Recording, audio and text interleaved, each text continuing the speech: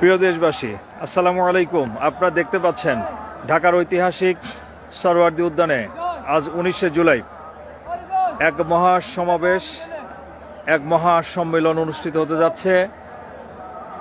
গভীর রাত থেকেই চারিদিকে মানুষ আর মানুষ, ইতিমধ্যে কানায় কানায় পরিপূর্ণ ঢাকার সরওয়ার্দী উদ্যান আপনারা দেখতে পাচ্ছেন, এবং স্লোগানে স্লোগানে চারদিকে মুখরিত।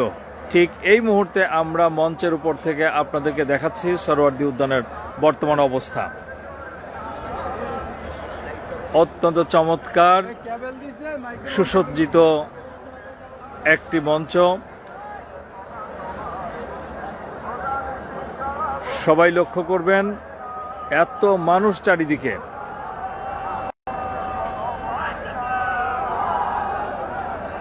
এবং মানুষ এখন আসছে, মনে হচ্ছে যে বানের পানি